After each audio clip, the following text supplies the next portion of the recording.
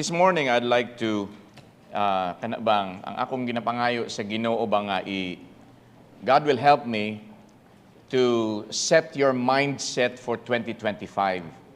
Because mga igsuon, whether we like it or not, naagid gihapon mo abot nga problema sa 2025. Okay?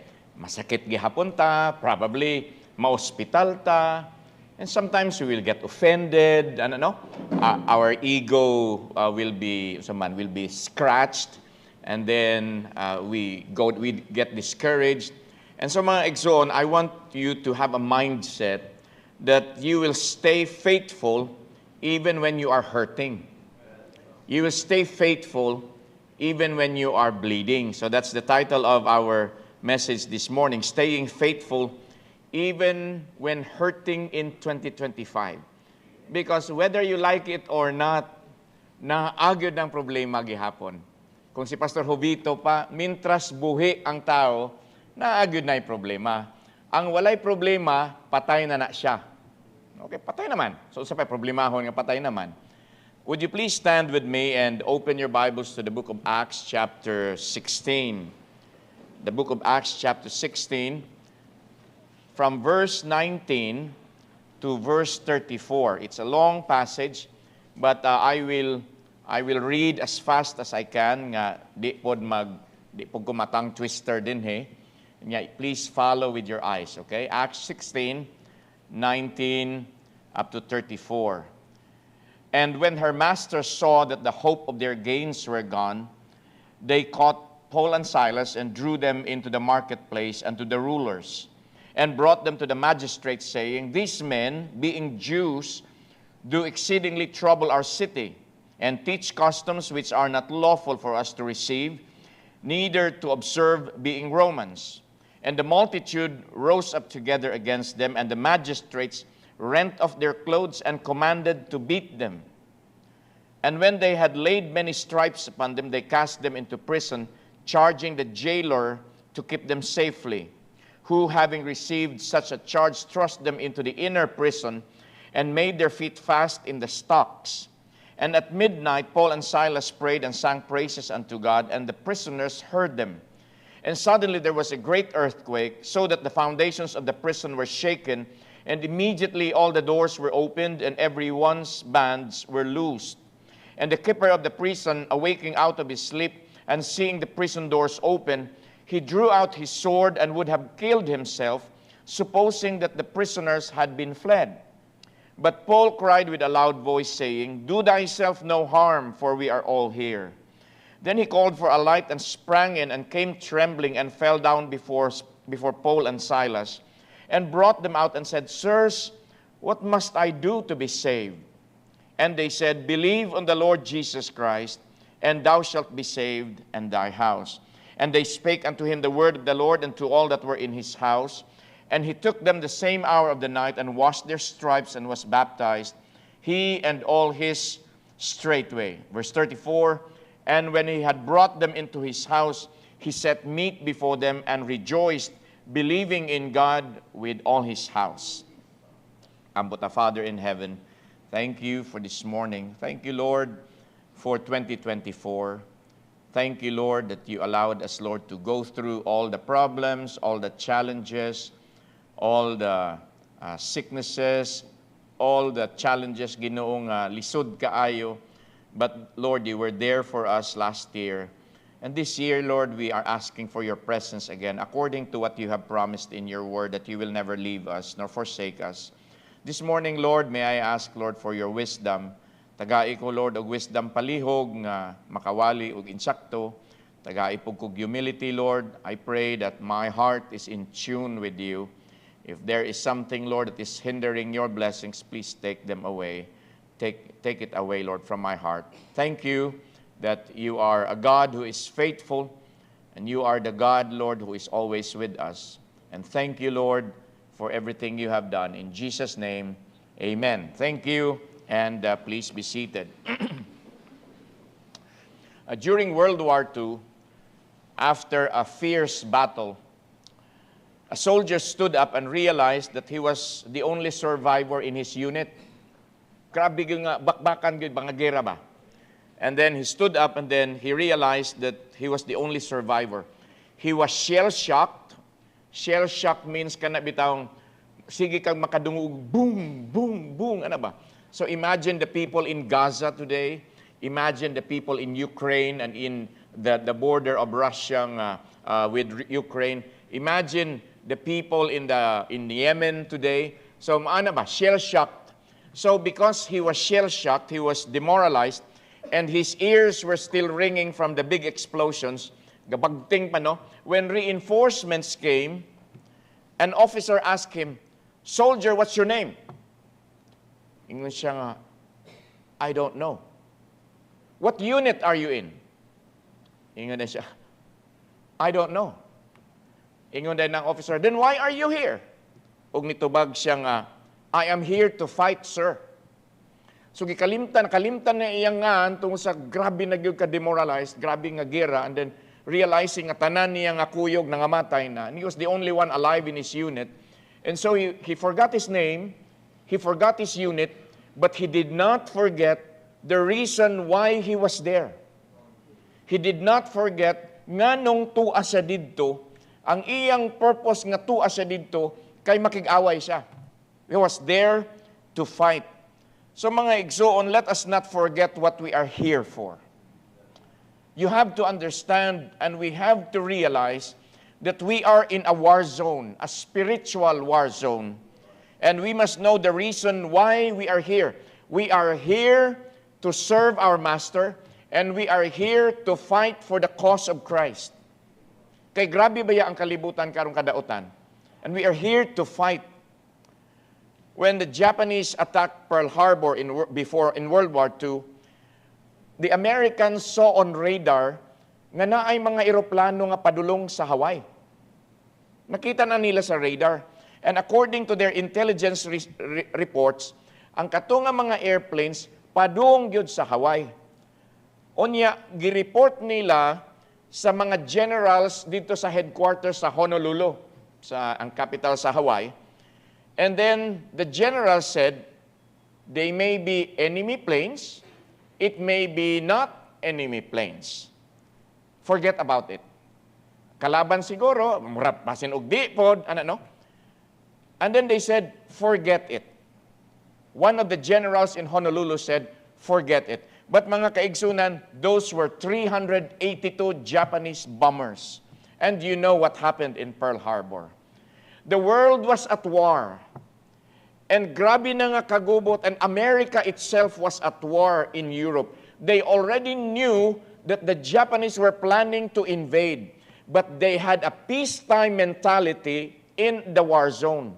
Maunay problema mga kaigsunan, if you are in a war zone, but your mentality is relax lang. Maunay nahitabo. And that is where many Christians are spiritually today. We have a peacetime mentality in a war zone. Dapat mga igsuon, we are to be alert and we are to be vigilant. Politically, mga kaigsunan, we are in a war zone with what's happening in our country. Mga rape, mga patay, ang drugs na pod, ang robberies na pod, ang snatching na pod, na po'y riding in tandem. But our national government officials are just saying, forget it, it's just noise. Mga igsoon, we cannot deny the fact nga gubot ang atong country karon. Spiritually, we are also in a war zone, but we are not fighting against flesh and blood. Wala ta pakig-away against another Filipino, against another Botswana. No. We are not fighting against flesh and blood, but against principalities, against the rulers of this world, against the evil forces that are out to destroy me and to destroy you. So dapat mga kaigsunan, vigilant ta. We are at war, but many Christians today have a peacetime mentality. That is sad. We are so lax with our service for the Lord. Mga igsuon, ang yawa, sige lang kadaog. The devil is winning in my life. The devil is winning in your lives because we are in a war zone. But my mentality, your mentality is, it's just noise. To quote our government office, it's just noise. Nothing to worry about. Na ako'y peacetime mentality nga ginatawag. We do not strive for excellence. Ay basta na lang good. Maubitaw na I talked to our students last Friday. When I arrived from Bukidnon, I gathered the students there, and then I told them, you have to go for excellence. I will not accept very good. I will accept only excellence. So, if your excellence is not enough for others, that's fine. Basta kay give the Lord excellence, because He is an excellent God who gave us excellent things. Salvation itself, mga kaigsunan, is super excellent.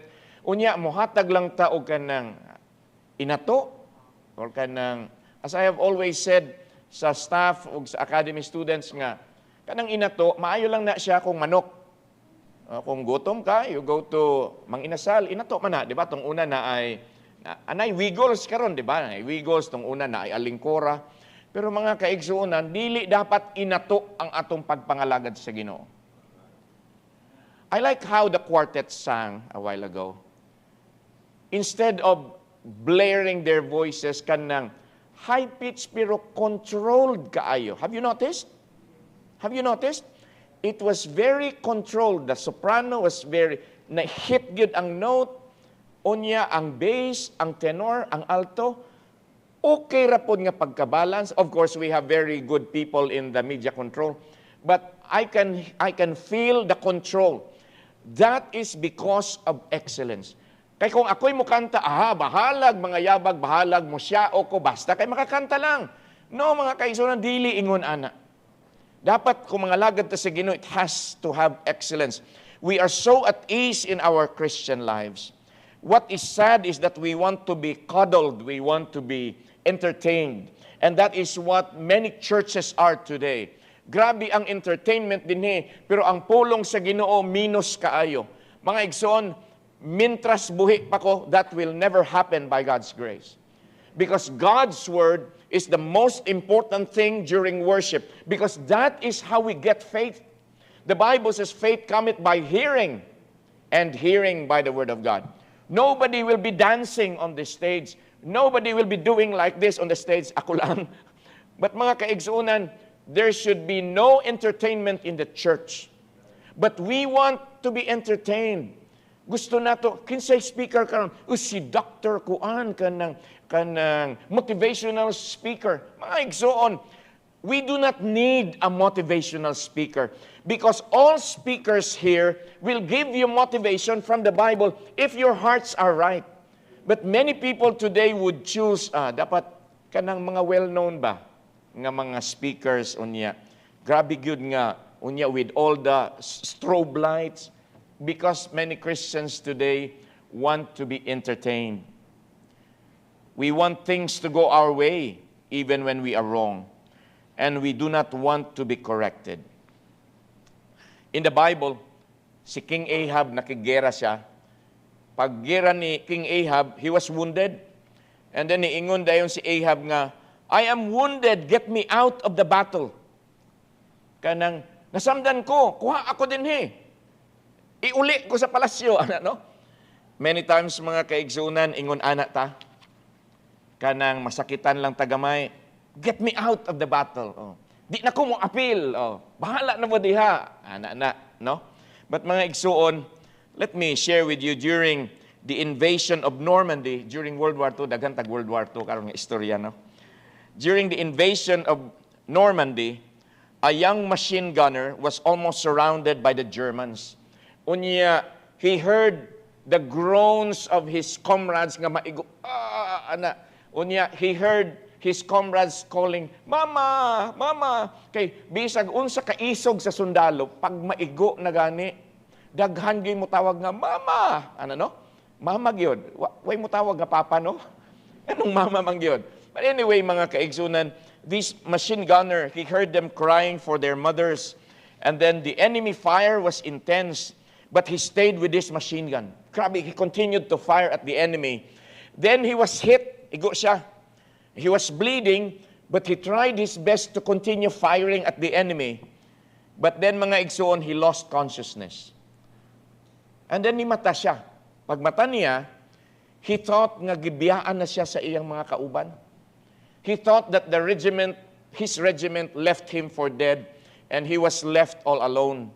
But when he turned to the side, nakita niya ang big nga red cross of kaning medic vehicle sa US Army.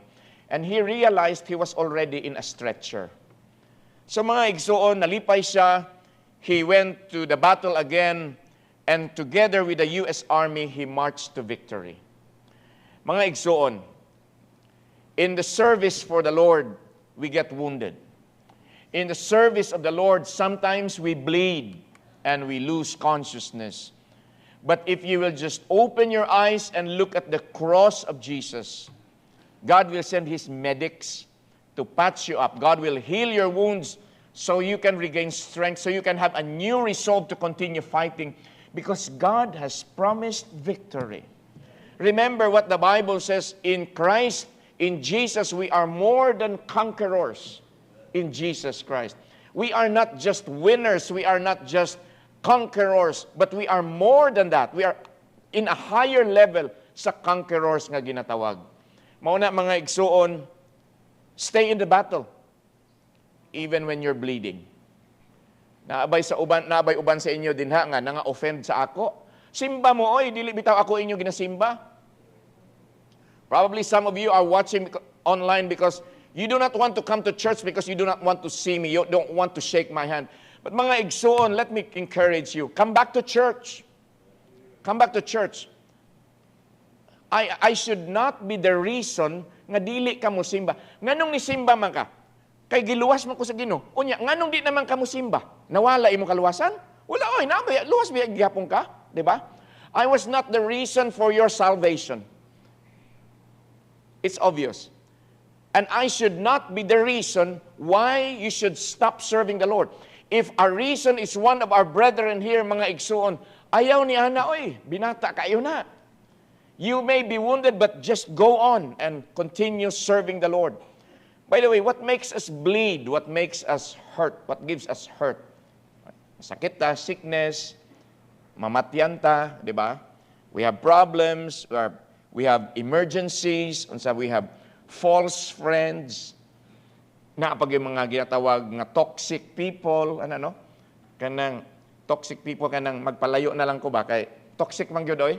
But mga kaigsuunan, there are even fellow Christians who would do us hurt.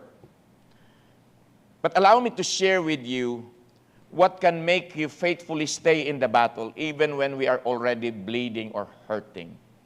Number one, the joy of the Lord. Okay? Balik ta sa atong gibasa nga story sa Bible. Paul and Silas were beaten.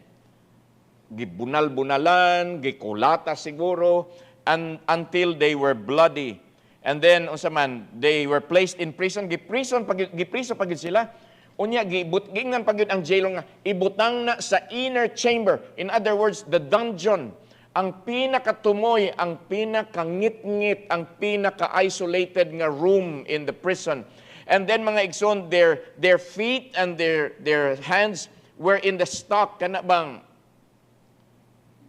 di ba kita kanang, bisag maghigda ta, there is a time nga mo lihok ba yata niya, mo stretch gid ba yata. Pero imagine mga kaigsunan if your feet are in the stock where you cannot move. Grabe na kaayo kalami na gid i-turn or kalami. Grabe, it's a form of torture. Their feet and their hands were in the stock. They were chained and they were in pain. But there was something in them that couldn't be taken away. It was the joy of the Lord. The Bible says, in midnight, pag midnight, siguro sila kanang bagting na nga, tang midnight na, nakamata siguro, just picture it out, nakamata siguro si Paul and Silas, midnight naman di Brad, kanta ta Brad, kanta ta, siya itong kantahon, kanta Amazing Grace, sige, ikaw alto Brad, ako'y soprano, pag chorus, mag-unisunta, pag end sa chorus, pag magbuwag ta, mag-parts na punta. Probably they did that. Unsa naman po, Brad? Great is thy faithfulness na po. Ingon, ana, imagine mga kaigsuunan, gusto na yung gamulihok, but you cannot move. Unya, you are in pain. Siguro, hapdos kaayo ang imong likod. Unya, gusto nimo i-touch man lang, dili nimo mahimo. You are in the middle of one of the worst tortures on earth, but still you have the heart to sing for God. What have you experienced, igsoon, compared to what Paul and Silas experienced? What did I experience? Gamay lang nga. Wala lang ko gitagad. Offend na dayon ko. Di na dayon ko mukanta. Mga kaigsuunan, wala ra na kang Paul and Silas. But because they have something in their hearts that could not be taken away, they had the joy of the Lord. Remember, the joy of the Lord is our strength. And when we lose the joy of the Lord, we lose our strength. Mawala na gani ng imong kalipay sa pagpangalagad sa Ginoo, magluyag yug ka. Di ba? Magluyag man yug ka. Wa naman yug kay gana. Kay nga naman, you lost the strength of the Lord. When we get wounded, we easily think about quitting. We easily go down into discouragement. Why? We have lost our joy. Tanawa ra gud palihog in Psalm 55 verse 6. Psalm 55 verse 6. The Bible says, "And I said, oh, that I had wings like a dove, for then would I fly away and be at rest." Ay, nalang unta ko'y pako para muhawa ko aning butuan. Mulupad ko balik sa usa ka, mag-enjoy na pug ko sa weather karon sa Japan kay. Ay, nganong nagpastor man ko, nga grabe kay kagubot dinhi. I do my best, I'm still public enemy number 1. I wish I have wings. Ingon ana no? Naging ana si David. We want to fly away from anything that is hurting us. And we become impatient, we become despondent. And gusto nato nga, may pagmawa ko sa butuan, oy. Ato na lang ko sa Bangkok, ato na lang ko sa Chandragiri, ato na lang kog Nepal, no? Pero mga igsuon, ang ato bang verse last year, Isaiah chapter 40 verse 31. But they that wait upon the Lord shall renew their strength. They shall mount up with wings as eagles. They shall run and not be weary, and they shall walk and not faint. Kanindot mga kaigsuunan kung ingon ana. Mga igsuon, we have the joy of salvation. Do not forget that. Jesus Christ has given us eternal life. Let me say this, mga igsuon. Don't lose the joy of what has happened by worrying about what is going to happen. The fact of salvation ought to be a reservoir of the joy of God. Mga igsoon, what happened to you? Pastor, makasasala ko pero tungod sa grasya sa Ginoo, iya kong giluwas. And I'm going to heaven. He gave me eternal life. He gave me an eternal destination that is so wonderful. I have the blessed hope of Jesus. I have the blessed hope of the resurrection. I have the blessed hope of heaven. That is what happened. And you will lose the joy of what happened because you are thinking of what is going to happen. Magunsa na lang ko ugma. Agoy, maunsa ka ning Pilipinas. Unsa man, goodbye Philippines na lang ko. Asa man ko moadto. Unsaon na lang ninako akong negosyo. Unsaon na lang nako pagpa-eskwela sa akong anak. That is when you lose the joy of what has happened. Because you focus on what's going to happen. At many times, mga igsuon, ako'y nabasahan ba, nga, ilan nang gistudyohan, 80% of your worries never happen. Di ba? Kamu daw, sa inyo daw, i-assess daw yung kagulan. 80% daw sa inyong ginakagulan, dili mahitabo. So there is a very small 20% of what you worry. And why worry when you can pray? Di ba? Ganun magsige man kagkaguol nga, unsa na lay kaunon sa akong pamilya, mag-unsa na lang ko, Ayaw anak mga igsoon, you have the joy of the Lord. Joy is not a luxury or a mere accessory in the Christian life. It is the sign that we are living in God's wonderful love and that love satisfies us. That is what Paul and Silas had. They were in pain. They were in, nag-cramps na siguro ang ilang mga muscles kay dili ma-move for a long time. But mga igsuon, they were happy in the Lord. The other prisoners heard them sing pagkanindot nga testimony. It was a bright testimony in that dark prison. Grabe no? Gabi na unya, atungang gabi na unya. Kisa man nanganta. Siguro ang mga uban sa mga priso ba. Kisa man kanta. Kanindot sa ilang kanta no? Kanindot sa ilang kanta no? Ganina ba? Ang quartet ba? Did you the words, the lyrics were flashed on the screen. Did you read them? Kanindot kaayo nga mga nga encouragement sa ato through song. So siguro ni ubang mga priso nga, unsa man sila banha na sila pero kakanta man na sila bay. Unsa man nilang kanta? Grabe, mga Kristohanong ra ba na sila? So unsa may naaanak nila nga wa nato nga grabe nang naagid sila sa pinakasuok. Unya sila na hinuoy pinakamalipayon. So what is happening? Nganong kita nga lesser ang atong pain, nganong wa man tay kalipay, nganong unsa may naaanak nila. So it became a bright testimony. Kanindot mga igsuon kong ingon anak. You know, it was easy for them to cry bitter tears. Kung ako siguro to, ang pakinsa may akong kauban be, si Brad Bibot. Kung kami siguro to ni Brad Bibot na priso niya, nakastocks ang among tiil, daghang kay samad among lawas. Unsa ka istorya namo ni Brad Bibot? No, mayon siguro ko nga, sama ni Brad nga, nga lagad tas Ginoo, kulatan man hinuunta nya. Di ba Brad? Nya, ikaw iguray ka nagsungleading, unya ako iguray ko nagwali. Nya unsa may dautan atong gihimo nya? Nganong gitugot man is Ginoo nga maingon anita? Probably it could have been that way. Di ba? Pero mga kaigsuunan, si Paul and Silas lahi gyud. They were singing when it was so easy to be cursing.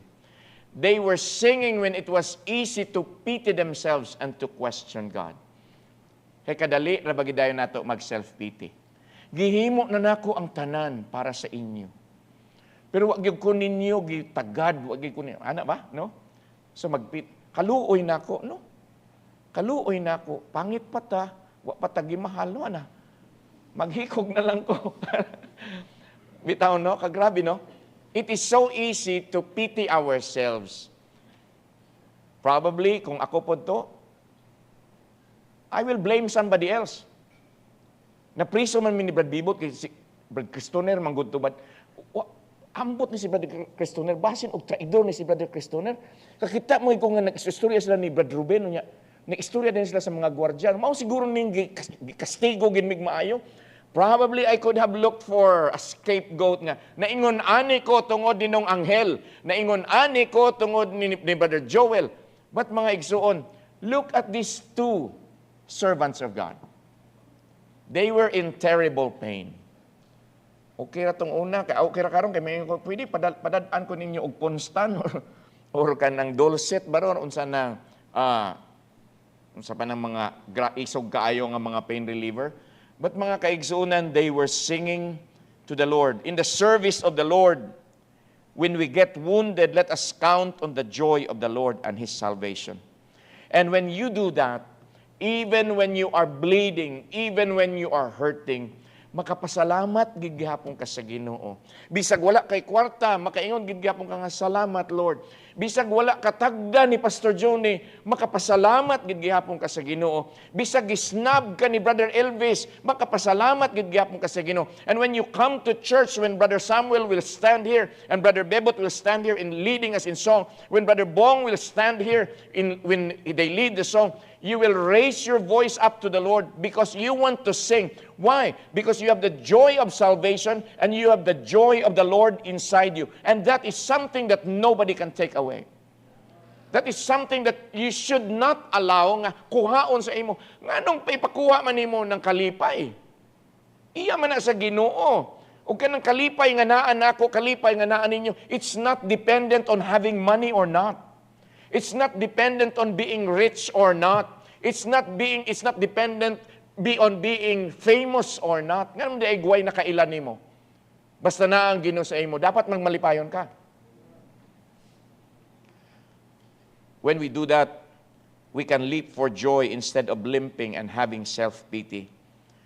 Mga kaigsuunan, karong 2025, there will be problems.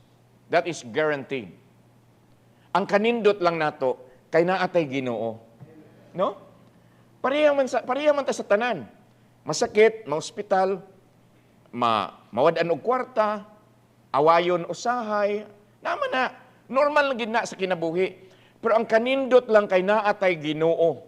Unya naa ang kalipay sa Ginoo sa imong kasing-kasing. So ayaw nag-ipakuha, don't allow anybody or any circumstance to take that away from you. God has saved us for a reason. God wants us to accomplish a mission. So we know what we are here for. Nganong niamang ka?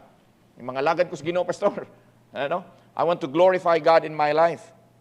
So we are to be on the go for the Lord at all times. So even when you are hurting, padayon. Mga igsuon, padayon mo, padayon. Kanang suplado man si Pastor Johnny sa ako. Sige lang, good, padayon lang. Nagsugat mi ni Brother Tommy, wag ko tagda. Sige lang, padayon lang. Akong tawagan si Brother Bong kay mangayo unta kog tabang, wa ba lang ko gitubag. Ano? Akong giteksan si Doc Dwight kay sakit akong ngipon, gisinra ko. Sige lang, padayon lang, igsuon, padayon lang. Padayon lang. And number 2, the reason why we can go on, it's because of the power and strength of the Lord. Lahi pod ning joy sa Ginoo, lahi pod ning power and strength. Si Paul and Silas, they had the power of the Lord because they were men of prayer. Una, kung mainampuon ka, naagyod ang gahom sa Ginoo nimo. If you are a prayerful person, that's why the Bible would tell us, pray without ceasing. Pero kita mga kaigsuunan, taas na kayo ng prayer nato nga 5 minutes, taas na kayo na. Kung wa tay sudan, dali ra kayong prayer kay unsa may pasalamatan kay may sudan. Ana no? Salamat aning kanon Lord og asin. Amen. Kung lami pod ang sudan, mubo pod ang pagkaon, ang pagampo kay gadali nga mukaon. Lord as usual, Lord. Amen. Ana no? Unsa man nga pagampo mga kaigsoon. And then you expect that you are powerful in the Lord. Di ba? Mubo kayo kog pagampo, dili kaayo ko muhatag og panahon sa pagampo, but I expect nga tabangan ko sa Ginoo at all times. What happened to call unto me and I will answer thee? Then you have to pray. What happened to ask and it shall be given? Ask and it shall be given. That is still a verse telling you to pray. The Bible says, pray without ceasing. Nga naman nga strong kaayo ni spiritually si Paul and Silas because they were men of prayer. They could not have the joy of the Lord if they were not in constant communication with the Lord through prayer. Okay? Mga igsoon, pray when it is easy to pout. Okay? Pray when it is easy to pout. Say pout, kanang magmugot ba? Manampiling dayon. Ay, kamahal sa bugas. Ano dayon niya? Wala na, di na madrawing ang naong. Wala ba? O niya, Pastor, good morning. Say good morning. Ano? Kaya nga naman, akong utok, saan na akong ipakaon sa akong pamilya? Ano? Pray when it is easy to pout. Do you find yourself in situations nga magmugot gyud ka? I find myself sometimes. Pero nga nung magmugot man ka, kay ingon rabas nila nga, if you smile, if you frown daw, you use more muscles in your face than when you smile. So if you smile all the time, you will be youthful. Pero kung magsige kag mugot, dali na ka matiguang. Unya ako, pangit pa, dali pa matiguang, nawa na. So mag-smile na lang ko. May na lang, mabawi-bawi ba? Di ba? Mao na mga kaigsunan, pray when it is easy to pout. It is very easy to complain. When you look at the news, reklamo dayon ka, emoticon dayon nga angry. Ano no? When you see something news from the national government, angry dayon. Kaya nga naman, it is so easy to complain. But pray. I looked at the news yesterday that our Vice President is out of the National Security Council. Kana bang human as we are, ano no?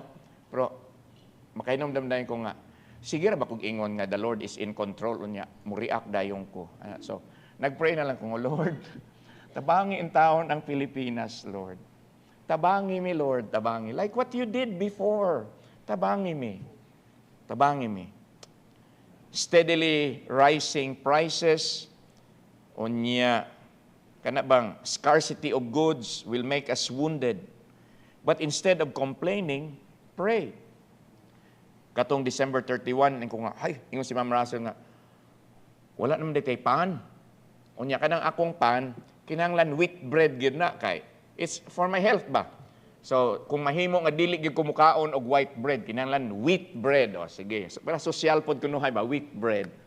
Iko adto tag Robinsons, pag adto Robinsons, pagkadaghan kay gardenia, puro white bread. Wa gyud wheat, ingon ako stindihan ko, miss, bisag isa lang ka wheat bread, miss, basig na ay nasampungan diya sa luy. Sa wa, sir, kay ako gina nag-arrange sir, wa gyud wheat bread, nahurot na gyud sir. Ko, kalami na lang gid i-complain na iko nga. Stilan, oy wheat bread ra reklamo dayon. Oh. Ingon anak tano, usahay. Pag-amen sad mo para dili tanto bitang igo. Okay, kay ba man kung igo man mo ba? Oh, kay ba man kung igo mo pero lag ana-ana lang mo mas smile lang mo para mo tapsing-tapsing lang. Bitaw mga kaigsunan. Let me encourage you. Kay mo abot man gyud ang problema. Whether you like it is not a matter of if, but it is a matter of when. Oh. The problems will really come. But don't start your retreat by not attending church anymore. Don't start giving up by not being faithful to the Lord and His worship. Let me encourage you mga kaigsunan. Come to church. To those who are watching online, come to church. Pastor, dagay hipokrito diha. Well, there's always room for one more. Come on, come here. Yeah. You see, the church mga kaigsunan should be like a military barracks, di ba? Nga sapat mga strong in the Lord ta, kanta ta, victory in Jesus, murag, mga soldiers for Christ, good ta, mga soldiers in the Lord's army, biyato. So dapat mga strong ta. But at the same time, mga kaigsunan, the church is also a hospital. You come here and let the Word of God heal you. Come here and let the singing heal you. You come here and let the fellowshipping heal you. You come here and usahay na pagyoy pandisal sa gawas, di ba? Na pagipuspas. Let those things heal you. Do not mok-mok in your kwarto. Do not stay alone, but come here and fellowship with the brethren. Di ba? Birds of the same feathers flock together. Inyo pa sa isa ka pastor. The same feathers are birds. So, anang bitaw, kistuhanon magkakaari dire. Di ba? Bitaw mga kaigsuunan, ayaw mag-retreat. You know, there are the reason why people are not in church sometimes, because there are people who hear what nobody said, and they see what nobody did, but they cannot hear what they said, and they cannot see what they did. Ano ba? Nakita lang na ako si Brother Sherwin nagtindog-tindog dito sa eskina. Ako na rin ang gihimuan og istorya. Mao na problema. Oh. Unya, nakakita ko nga si Dadad nagtelepono sa gawas. Ngayon din ko nga, iyan na itong gikasabaan si Manang Aida ba? Lagi, kasabaan lagi. Ano ba? We hear things that were not said. And we see things that did not happen. Pero dili ko kakita sa akong batasan o dili po ko kadungog sa akong mga words nga makabagting gid og dalunggan. Mga kaigsunan, that is one of the reasons why people do not come to church. Because human as we are, we get offended. We get offended. Nga naman, why do you get offended? Why do I get offended? Because we have our ego. Correct? Oh, grabe. Bantugra kay ing-ani ra ko. Ing-ani gid ko nila. Ano? Ayaw mga kaigsuunan. Let us continue in the Lord. Ayaw mo hawa dayon sa church.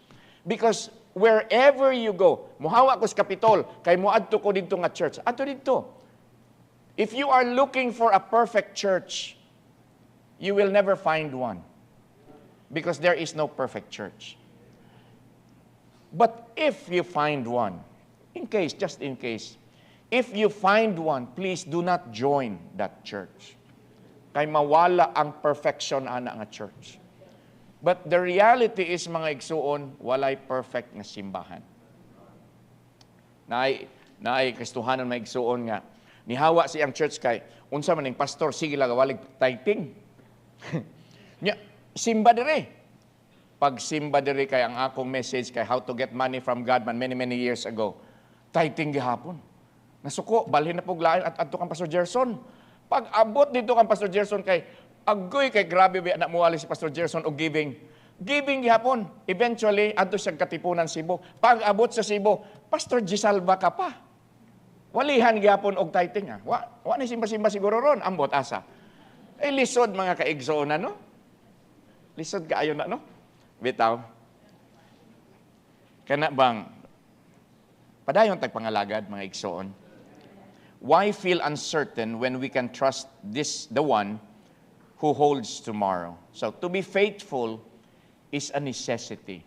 Yes, tomorrow is uncertain. Next month is uncertain. Next quarter, why klaro? What's going to happen to our government? What's going to happen to our economy? I read something in Facebook last night nga kung ang martial law ma-declare lang sa duha ka. So is there talk about martial law? Magunsa na lang ta, no? Kadagang kaayo mga what ifs. Pero mga kaigsunan, why feel uncertain when we can trust the one who holds tomorrow? And the one who is holding tomorrow is holding my hand. The one who holds tomorrow is also holding your hand. So nganong magkaguol man. Pero tao ra man gyud ta gyud. Magkaguol man gyud ta. But mga igsuon, we should not stop praying. Pray without ceasing because God answers prayers. There is nothing more invigorating to the Christian life than to see and know that your prayers are being answered in the will of God. If you are bleeding, if you are hurting, go to the great physician, igsuon. Go to the great physician. Ayaw ng quack doktor, ha? Kung nasakit mo, adto og tinuod nga doktor. Para makabarato gud ta pastor. Ay na, musamot na hinuon og kamahal. Sakit akong ngipon. Kang kinsa man ko moadto, dapat kang Doc Dwight.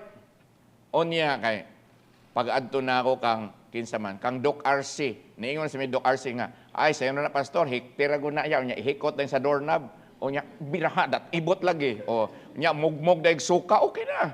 So, ano bitaw? Why will you go to these people when you can go to a person nga kanang kaybaw gyud? And go to the Lord. Go to the Lord. So mga kaigsuunan, pray without ceasing. But we should be praying in the Holy Spirit so we can have guidance. When you pray mga kaigsuunan but you are not praying in the Holy Spirit, there will be no guidance. One example mga kaigsuunan is this. During Operation Desert Storm, di ba, in 1990 and 91, di ba, gi-invade sa Iraq ang Kuwait, unya nilaban ang America, and then there was a coalition of forces. So primero it was Desert Storm, then it became a Desert Shield, then it became Desert Storm.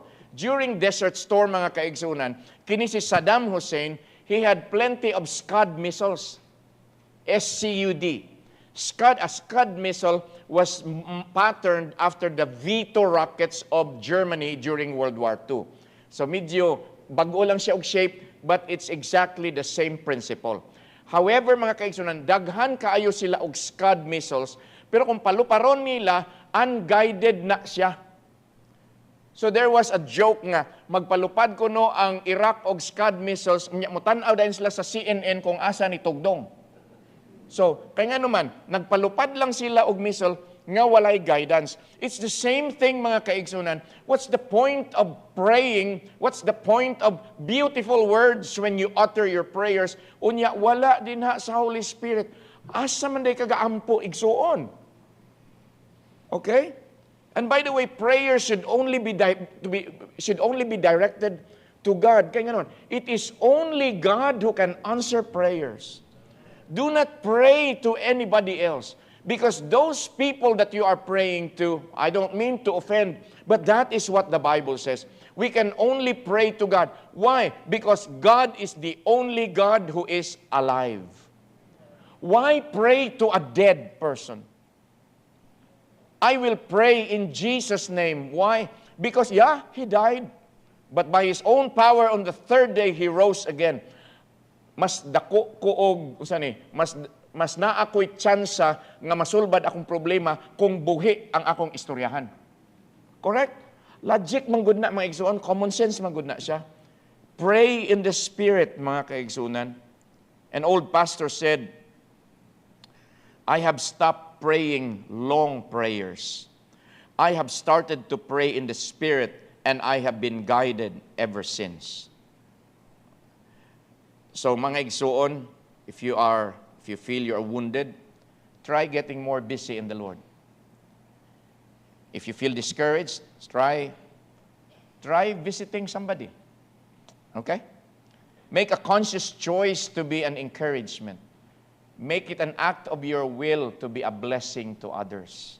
Kanang tuyuon gyud nimo ba nga, I want to be a blessing. Sing the song, Make Me a Blessing to Someone Today. And after singing that song, make it a conscious choice nga. Well, look around you. There may be people who are bleeding inside, pero smile, pero grabe din ang problema. Be a blessing to them. If you feel like you don't want to go to church, you are bleeding. But come to church and have your wounds treated by the Word of God and the fellowship of the brethren. Subpoint letter A. They had the power of the Lord because they were filled with the Holy Spirit. Kanindot no? When you are filled with the Holy Spirit, kana bang kalami unta ipamalikas? Lagi. But because you are filled with the Holy Spirit, moingon lang ka nga, ay, nako, sige. Saylo ako, Lord. Sige na lang, naamang ko'y Jesus. Ano? Oh, kana bitaw, kana mag-drive ka, unya, ubertikan ka, unya, hunong danog kalit. Magsanga-sanga din ng imong sungay, no? Mika, sige na lang, kay naamang ko'y Jesus. That's why my mother would always tell me, empty yourself of self so that the Holy Spirit can fill you. Many times, mga igsoon, whether we admit it or not, we are so full of ourselves. Kaning inyong pastor, this is so full of Johnny Brasileño. Mauna, ugnay may tabo, react dayon ko. React dayon ko. Mangita dayon ko kung saan ako ni mubaos ko. Ano? Kaya nga naman, wala ang Holy Spirit. But when we do our best and ask the Lord to fill us with the Holy Spirit, lahi ragyod mga kaigsuunan. Lahi ragyod. They had the power of the Lord because they were filled with the Holy Spirit. I believe kani si Paul and Silas, they were subjected to kanabang mga kanabang yaga-yagaan sila. Ay, wali-wali, taka lang mo, ano niya, gibato, gisumbag, gibunalan, giunsa na lang. And yet, murabag si Jesus Christ nga wala gyud ni react. Niingon na lang Ginoo nga, Father, forgive them for they know not what they do. It was easy to hate the jailer and the people who harmed them, but they loved. And then letter B, mga kaigsuunan, they had the strength of the Lord because of the other faithful believers. Christians were praying for them.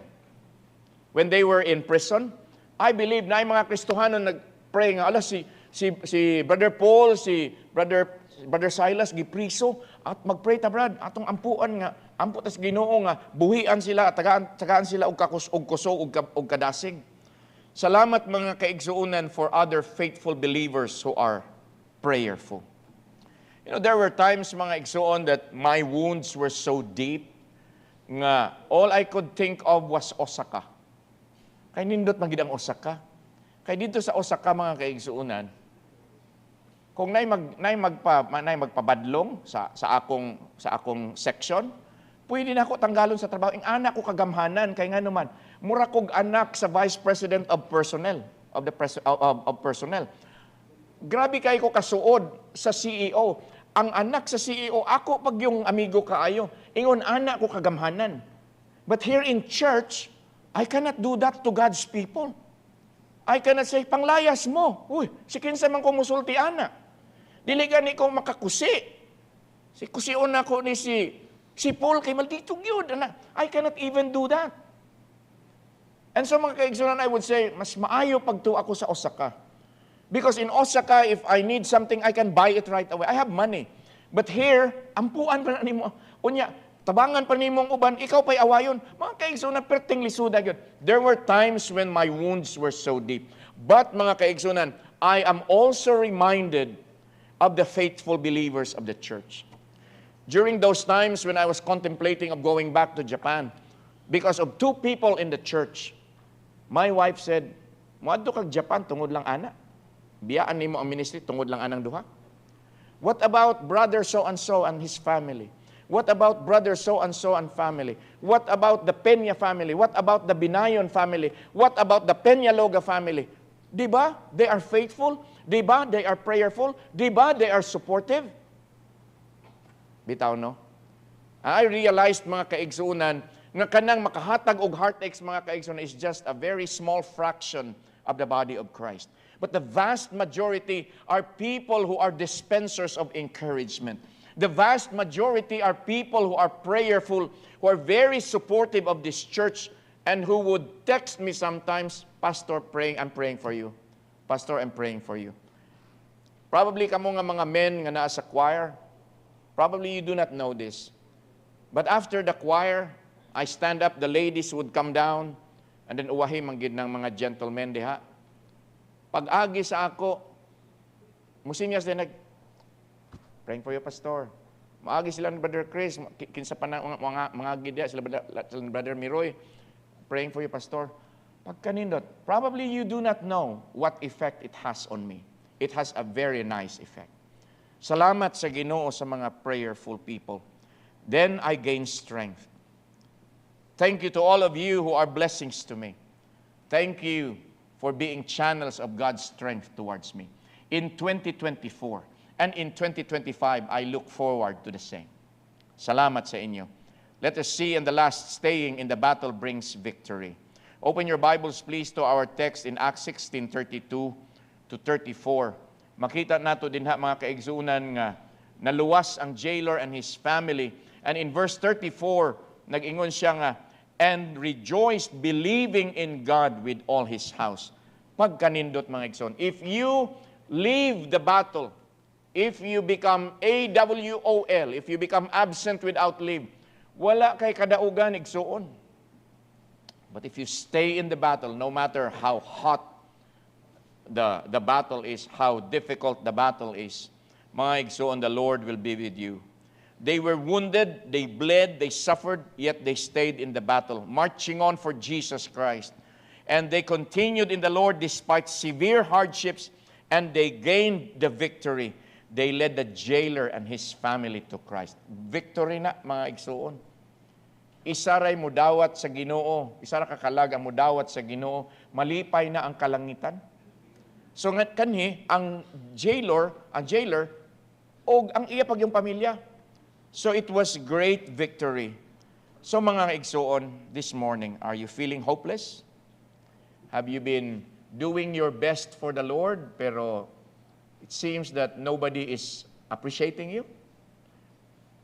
Are you coming to church faithfully, but it seems that you're alone, kay murag way managad sa imo? Grabe po, no? Dapat magtinagdanay, magyudta, kay puro gudta mga igsuon. Do you have unrealized dreams in your life? Does your future look so bleak? Kana bang hanap? Murag walay ayo ang imong future? Does it seem that you are a failure in some areas of your life? Then mga igsuon, you are bleeding. You are hurting. Pero padayon. Nga naman, you have the joy of the Lord and you have the strength of the Lord. I close with this statement, this 2025, stay in the battle. This year, stay faithful. There is victory in Jesus and Jesus never fails. Salamat nga naatay Ginoo ngayon, ana, no? And then, i-pray nato, natay mga igsuon nga wa na simba-simba. I talk to some of you, and then I ask you, asa naman ni si Brad Kuan, asa naman ni Sister Kuan? I-pray nato sila. Kay they may be severely wounded by the world. But let us pray nga mo balik sila, pangalagad sa Ginoo.